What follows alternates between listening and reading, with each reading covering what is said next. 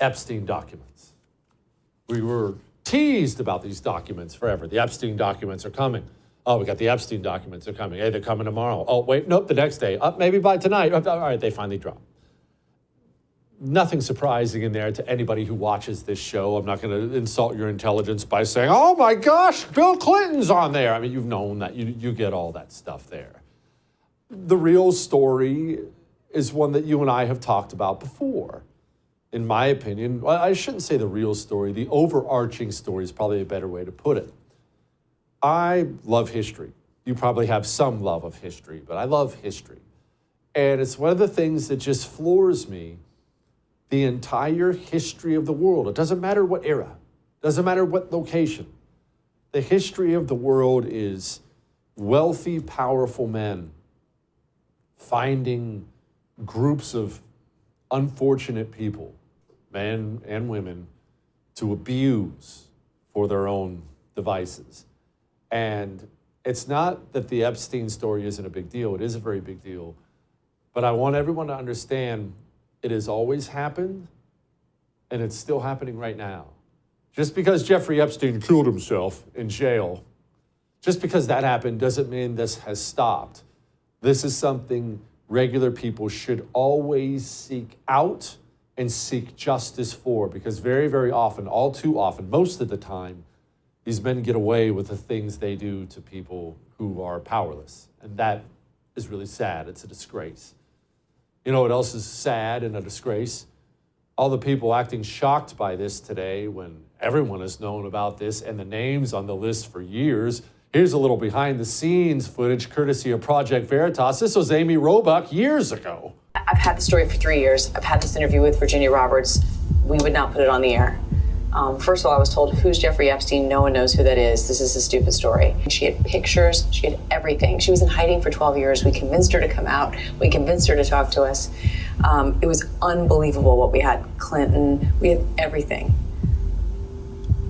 I tried for 3 years to get it on, to no avail, and now it's all coming out, and it's like these new revelations, and I freaking had all of it. I'm so pissed right now. Like, every day I get more and more pissed because I'm just like, oh my God, what we had was unreal.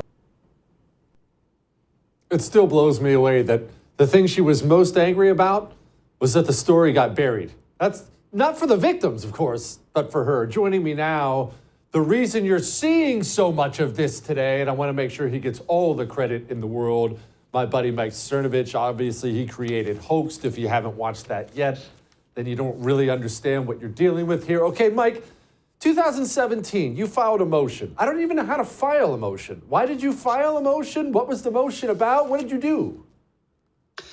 Yeah, good question.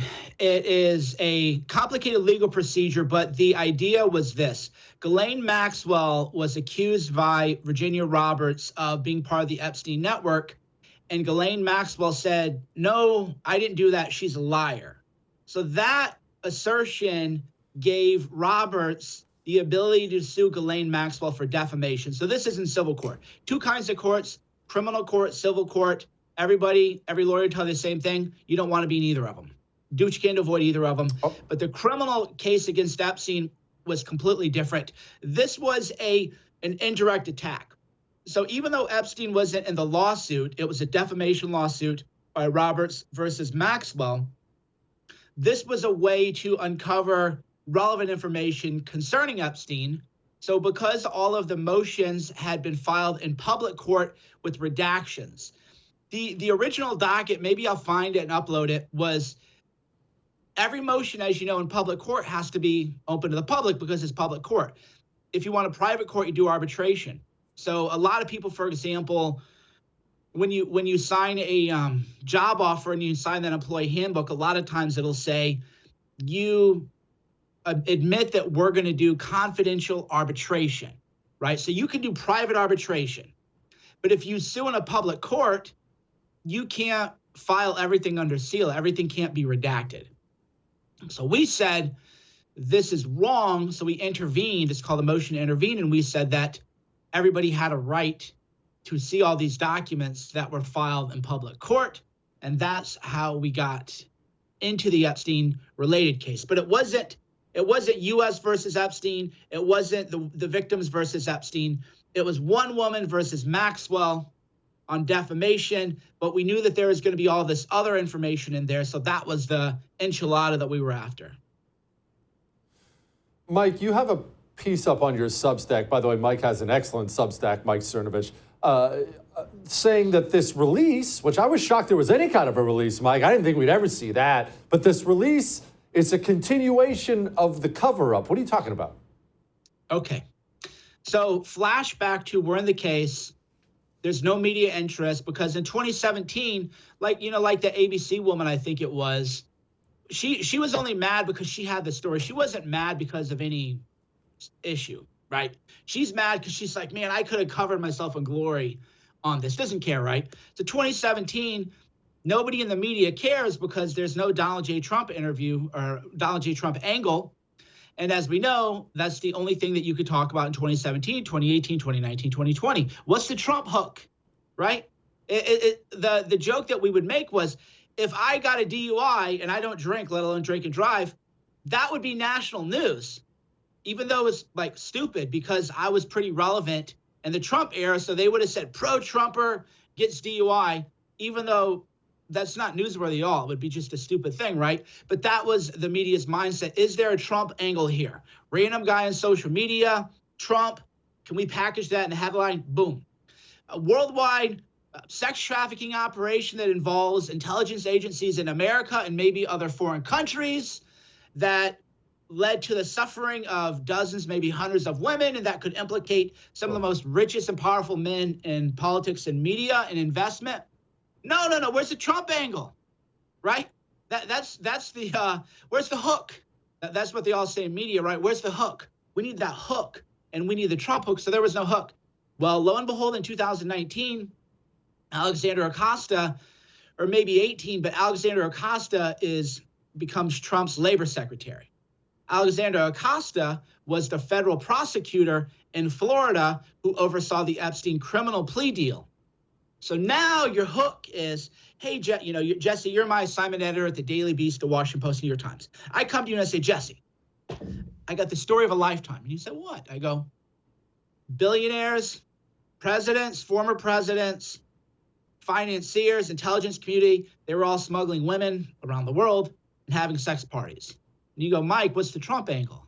And I go, what do you mean? And you say, well, is Trump in it? And I go, no, there's no Trump angle. What are you talking about? Well, we don't care. So then I come back to you after Acosta is labor secretary under Trump, and you go, Mike, we have the same meeting. You go, Mike, what's the Trump angle? And I go, ha, and you're going to ask. Well, Alexander Acosta is in the Trump administration as the labor secretary. He's the prosecutor who oversaw the Epstein plea deal. Now you're like, oh yeah, off to the races now. So you can see now why everybody chased that story down in 2019, because then they could say Trump labor secretary Alexander Acosta tied to Epstein. Trump, right? Because if the headline doesn't have Trump, it didn't happen. It doesn't matter. Nobody cares, right? Trump. So now we have a chase, and there's a real chase. So the lawsuit that I filed was not a lawsuit. That's it's a motion to intervene. So when I call it a lawsuit, I'm trying to use language that people understand. It was a motion to intervene and a motion to unseal. So now the people who didn't care go, we got our Trump angle. We're all chasing it down. So then it goes into the Second Circuit Court of Appeals, because we had lost at the trial court level. The Miami Herald that entered the case by that time.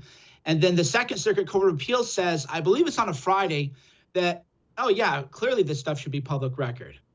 Well, that Sunday, the same weekend, Jeffrey Epstein is arrested by federal prosecutors in charge. So the timeline matters because, not because I'm the ABC reporter, oh, give me attention, cover me in glory. No. The point is, nobody cared when I filed. Nobody cared until there was a Trump angle. Once there was a Trump angle, the media cared. And then once it became clear that these documents were going to be made public, federal prosecutors then indicted Epstein, but there's no perp walk of that, right?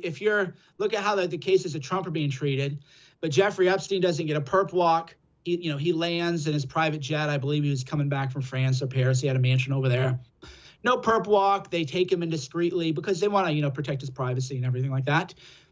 And they charged him only because they knew that the documents that we had sought for years were finally going to be made public. So they had to do something. And then that's why they criminally prosecuted Epstein. Mike, I mean, we could spend forever on this. I just want to ask one more follow-up. You mentioned intelligence agencies were involved. For those who are not hyper-informed the way you are, they probably sat back in their chair and said, I'm sorry, what? What are you talking about? Sure, there's dots that people are trying to connect, but what we know for a fact, because Alexander Acosta said it, Alexander Acosta said, I agreed to the deal because this went way over my head, right? This went to the intelligence communities. We do know for a fact, it's not disputed, that the FBI was aware of it because Epstein had given information to the FBI. I have that documented in my Substack. So the broader leap as well, was it the Saudis? Was it Mossad? Was it the Illuminati? Was it the Freemasons? Was it Uncle Bob at the Elks Club, right? That's when you get into speculation, or just people being weird and not really understanding how the intelligence community works, because they're all together, right? So a lot of people want to go, well, it was Mossad. Well, if it's Mossad, the CIA knows about it too, and the FBI knows about it too, right? So let's be knowledgeable about what the intelligence community is. So we know for a fact that the intelligence community was involved, and we know for a fact that there was a safe in the island that everybody talked about in earlier coverage. We don't know where the safe is, or they know, but we don't know. So there's no question that the intelligence community was instrumental in protecting Epstein and in covering up his wrongdoing. Wonder why that is. I still think about that safe from time to time. Mike, Jeffrey Epstein, the man famous for collecting blackmail materials. We know there were photos, everything else in there, and it just up and vanished. Mike, I could spend all day with you. Go read his Substack. You want to get educated on this stuff. My brother, I appreciate you very much. Good work.